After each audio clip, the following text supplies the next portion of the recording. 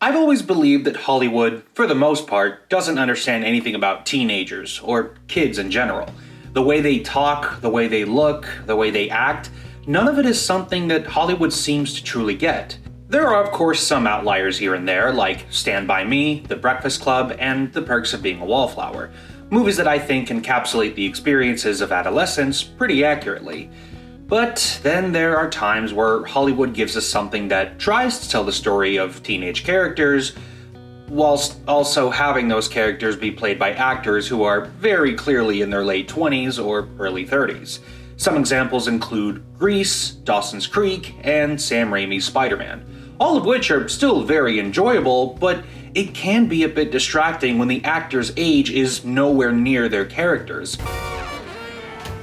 How do you do, fellow kids?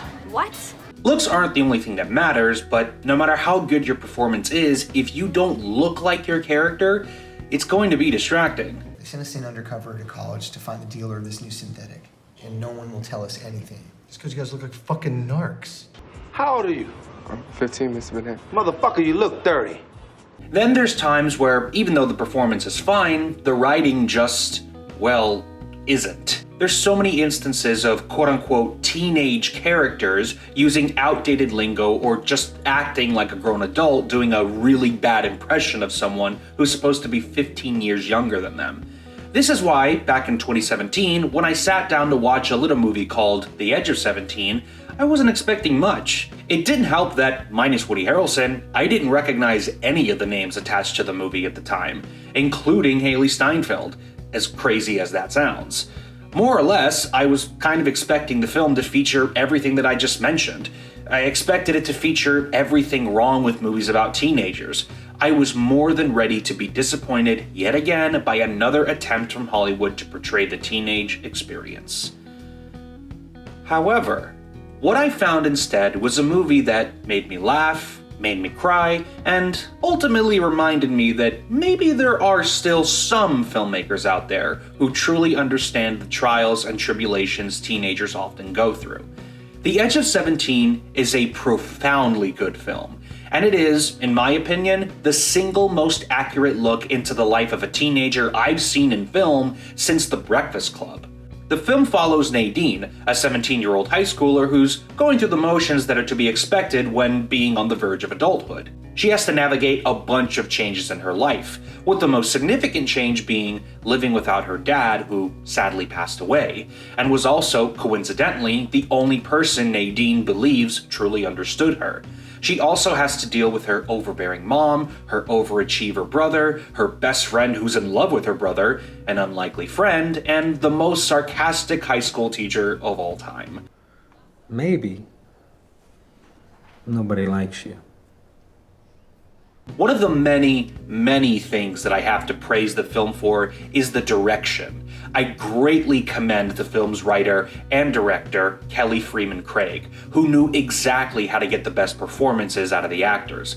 I love that there's not a single scene where any of the actors portray their characters in a way that would take me out of the film. There's no scenes where the teenage characters say or do something in a desperate attempt to get you to believe that they're teenagers. No one does anything egregious like make an on-the-nose and outdated pop culture reference, or say YOLO or swag, or start doing the whip and the nay-nay. None of these performances feel forced because the writing has them act like normal people and not caricatures. The dynamics of all the characters feel organic and realistic without being in your face. Above all else, it treats its characters and its audience with respect. Kelly Freeman Craig clearly understood the assignment, and what makes it all the more impressive is the fact that this was her directorial debut, so once again, kudos to her for making an excellent film and helping craft such awesome performances. Everyone stands out here, especially the character Erwin, played by Hayden Zito. Erwin is interesting to me because he shares a lot of similarities with Nadine, like the fact that he's incredibly awkward and doesn't really know how to talk to people, specifically girls. Hey. Hi. Hey, you alright? Yeah. 'Cause I'm good. Yeah, I mean, you good? You alright? Great. You cool? You alright? Yeah. What's up? Sorry, I keep talking. It's just, I don't... Honestly, same bro. But Erwin's similarities with Nadine don't end with his personality traits, as he and Nadine kinda have similar histories. Erwin also doesn't have reliable parental figures around. His sense of self has him feeling isolated from the rest of the world, and to a lesser degree, he feels as though no one understands him. Yet, he shows that happiness is still possible for him, even with all the obstacles he has to face, as we see that Erwin's able to find happiness in his work as an animator and filmmaker. In many ways, he's a better mentally adjusted version of Nadine. He is where Nadine wants her story to go. Unfortunately, she's not there when she first meets Erwin because of everything going on in her life, like the rough patch she's going through with her best friend, Krista, played by Haley Lou Richardson. Despite their problems, the relationship between them feels real. I totally buy that these two are childhood friends, which is why it hurts to see them going through such a tough time. What set this off was Krista starting to date Nadine's brother, causing Nadine to feel like she's losing one of the only people that she can consistently rely on. A situation that escalates when she puts Krista in a difficult position by forcing her to choose between their friendship and Krista's relationship. On paper, Krista would probably seem like a minor antagonist in a movie like this, but that's surprisingly not the case. Like with a lot of real-life relationships, Krista didn't ask to fall in love. It just kinda happened. She also didn't want to have to choose between her best friend and boyfriend, but Nadine forced her hand. And I can't say I don't entirely understand why. Given Nadine's tumultuous relationship with her brother, I get why she felt hurt when everything happened. She feels like she's always been playing second fiddle to him, and Krista was the one thing that she felt she could have all to herself. That said, despite it seeming like a betrayal, I don't necessarily blame Krista for prioritizing her relationship either. She didn't want to have to choose. It's something that was sprung on her in the moment, and she was given no time to even think about her answer. When she made her choice, it's obvious it wasn't one that she wanted to make. You can see the frustration and sadness all over her face when she realizes that, in order to be happy, she has to risk losing her best friend forever. I love this scene because it mirrors real life. The distinction between what's right and wrong in this situation is entirely subjective. It shows that despite being a constant source of stability in Nadine's life, Krista doesn't always have all the answers, and she's faced with a predicament where maybe there is no right answer. She's gonna lose no matter what choice she makes because either choice results in a relationship ending. I think what really sells their friendship for me is, despite not choosing Nadine, throughout the film we see that she clearly misses her and is genuinely hurt by the fact that she got cut out of her life. She misses that little angry girl who she befriended at school and adopted a caterpillar with all those years ago. She's a character who may seem selfish, but I think that she means well and cares about her friend even when, admittedly, she makes it hard to care about her. In spite of everything, I think Krista was a great friend who did her best with the cards she was dealt. Kinda like Nadine's mom, Mona, played by Kyra Sedgwick. If Erwin is a representation of what Nadine wants to be, then Mona is a representation of who Nadine is turning into, which is probably why there's so much tension between them. Mona has nearly all the same qualities as Nadine, but amped up to 100.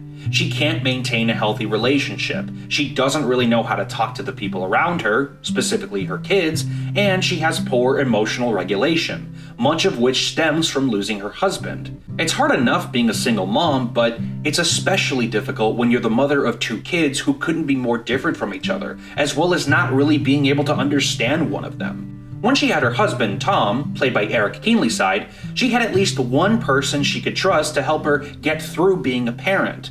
Mona definitely loves Nadine, and she does try in her own way to understand her, but after her husband's death, she feels like a failure because nothing she does seems to work.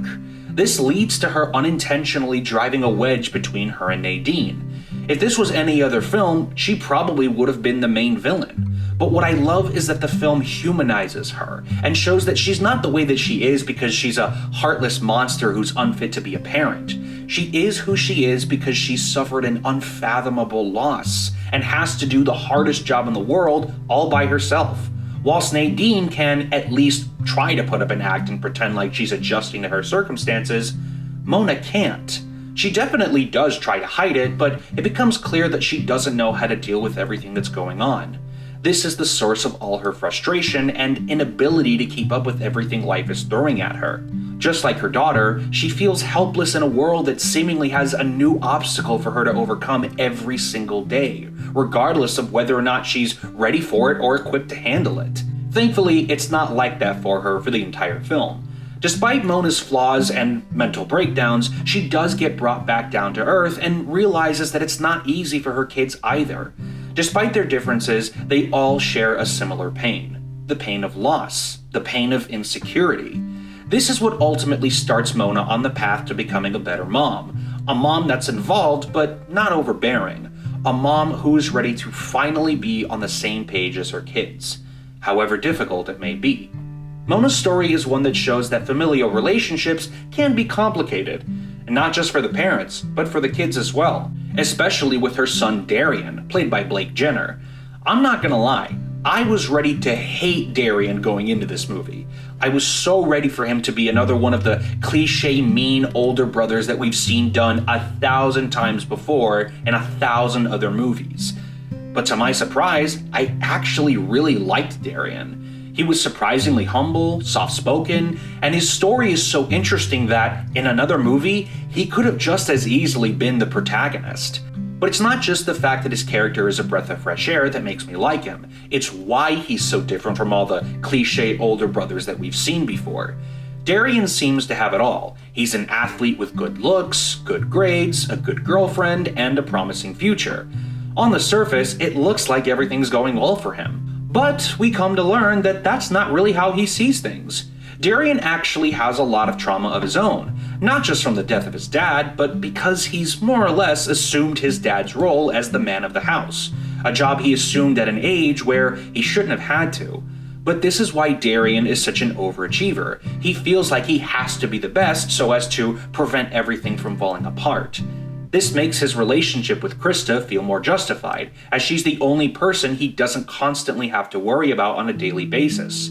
Darian feels like he needs a break from all the stress in his life, and Krista gives him just that. Despite what you might initially think, he didn't start dating her to hurt Nadine either. Darian actually really loves his sister. But as paradoxical as it may sound, that same love is the source of his pain. He does everything he does for Mona and Nadine. His love for them is what pushes him to excel at anything and everything that he does, despite the effect that it has on him. Darian has gotten to a point where he has nearly lost all sense of self-preservation. He lives his life according to what's best for the people around him, as opposed to living his life according to what's best for him. I am the adult here, not you. Why do you always call me? He's selfless to a fault, a fact that he makes a great effort to conceal. He's a far cry from a lot of the older brother characters that came before him because he's a complex character with real emotional depth and an amazing character arc. He's the glue that holds his family together, even when it's not easy for him. He really cares for the people around him, even if he doesn't always show it. Kind of like Mr. Bruner, played by Woody Harrelson. The first thing I want to say about Mr. Bruner is, the guy's just hilarious. Undoubtedly, he is the funniest character in the movie. He serves as a sort of mentor figure for Nadine, someone trying to push her in the right direction as much as he is trying to push her buttons. And just like with Darian, Mr. Bruner is a breath of fresh air for his specific archetype. Most films that introduce a mentor character for the protagonist follow a very similar formula of having them be someone that the protagonist can always rely on to drop some crazy hidden wisdom on them when they need it most. And while that definitely works and has been proven to be an interesting angle, what I love about Mr. Bruner is the fact that his character is basically a deconstruction of the mentor figure in movies. He's smart, witty, and most importantly, he can keep up with Nadine, sometimes even surpassing her in terms of who can be more sassy. Yeah, I have a 1-year expiration date on freebies for the dead and dying. Are you serious? There'll be other opportunities. Your grandparents can't stick around forever. In scenes that have lots of banter, most other mentor characters would simply give the protagonist a look or tell them something that tells us as the audience that they're no-nonsense characters and they will not stand for the tomfoolery that this hooligan is showing them. Mr. Bruner, though, he's not like that at all. There's definitely moments where Nadine catches him off guard with all her ramblings, but he very easily can give it back to her. Another thing that I think is important is that part of what makes Mr. Brunner so funny isn't just the things that he says, it's also how he says it and how fast he comes up with it. There's never a moment where Nadine says something that he genuinely has no answer for. No matter how outlandish or even downright hurtful she is, Mr. Brunner always has a comeback ready, almost like he's prepared for this specific attack on his character. You're the first person to ever underestimate my salary. That made me feel good. I mean, that part. I love this because it shows that he's seen and done it all, proving that he really is fit to be her mentor. He can dish it out as well as take it and show her some tough love when she needs it, which is important when you have a student that's as much to handle as Nadine is. But I'm not the only one who was wrong about Mr. Brunner. Upon rewatch, I discovered that Nadine was wrong about virtually everything she assumed about him. She assumed that he was a snarky, lonely man with no family and friends, but as we come to find, that's not the case for him. After he picks her up from a date gone wrong, Nadine learns that Mr. Brunner is actually quite happy, and so is the family that he has. This is the moment that Nadine, as well as the audience, learn that appearances can often be deceiving, that there's more to Mr. Brunner than Nadine initially thought, which is what makes his character all the more interesting. In his last scene with Nadine, there's no long drawn-out motivational speech about how she's gotta be brave and get ready to take on the world. Instead, he just tells her, I'm just gonna come right out and say it. Get out of the car. The last look he gives her says everything we need to know about the character, as well as how he feels about Nadine and her situation. He doesn't give her a cheesy pep talk because he knows she doesn't need it. He has faith that whatever's going on, she's capable of getting through it. After all, if she can get through a class with him, she can get through anything. Speaking of which, it's time to talk about Nadine, played excellently by Hailee Steinfeld. Where do I even start with a character like Nadine? She's funny, awkward, oh so relatable, and weird in all the best ways. What has always stuck out to me about Nadine is the fact that she can be relatable to literally anybody. It doesn't matter that she's a teenage girl. Nearly all of the issues she has can be attributed to people of any gender, age, or background. Issues like fitting in high school, having a tough time at home, friendship problems, worrying about your crush not liking you back, and most importantly of all, learning to love yourself.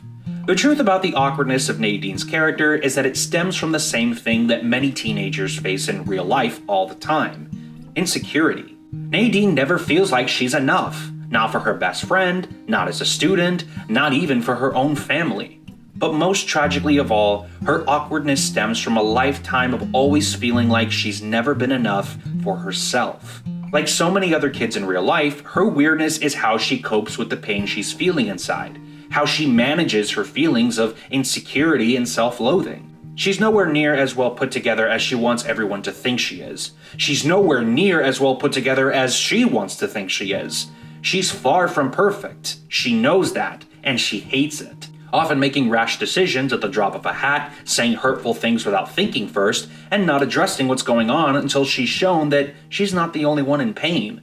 This leads to her giving one of the most heartbreakingly relatable, but also one of the best delivered monologues of any movie to come out of the 21st century. Seriously, every time I watch this scene, I tear up, because I get what she's saying, and I get how she feels. A lot of people do. That's part of what makes Nadine such a brilliant character. She doesn't feel like a fictional character in a movie. She feels like a real person. She feels like us. Hailee Steinfeld truly knocked it out of the park with her whole performance in the film, but especially in this scene. I know that she's still very young, but this movie is what brought me to a hill that I'm going to happily die on. Give her a couple more years and a couple more movies, and I think that somewhere along the line, she's going to be a contender in the conversation for the greatest actress of all time. Even outside of this film, she's a superstar with a great resume and exceptional versatility. She can sing, she can dance, she can act, she's funny, she's gorgeous, and she's married to Josh Allen and is his baby mama. Now, I will say that last part says nothing about her worth as a performer or a person, but, I thought I'd bring it up because Still, just good for her. Name the 4 teams in the AFC East Division. You got the Buffalo Bills and the Bills' 3 sons. My point is, she killed it in this role. Everything about her performance works. As a matter of fact, everything about this film works. From its characters, to its story, to even its dialogue. This is how real teenagers talk. They stutter, they fumble their words, they ramble on and yap, they curse a lot when they probably don't need to. Down to its last detail, this film not only managed to crack the code of how to make a good coming-of-age story, but it also became what I believe to be one of the greatest movies ever. I absolutely love to death that it tells one of the single most accurate coming-of-age stories ever put on screen, even having an ending that's both happy and realistic.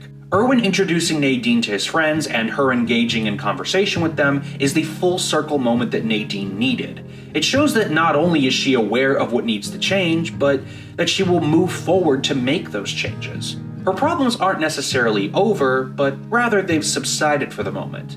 But hey, that's just part of growing up, and she knows that now. She also knows that she won't have to go through it alone because, in a weird way, she never was alone. She only believed that she was. But it was because she was so blinded by her insecurities and shortcomings that she couldn't see what was always right in front of her. Like every other teenager. In the end, she finally learns that she's not alone and has matured as a character. Finally, Nadine has crossed the edge of 17. But anyways guys, thank you all so much for watching, and if you want to see more videos like this, then be sure to hit that subscribe button and notification bell so you're notified every time I upload a new video. If you like this video, be sure to give it a thumbs up and leave me a comment letting me know what you want to see next. But other than that guys, thank you all so much for watching, and have a great day.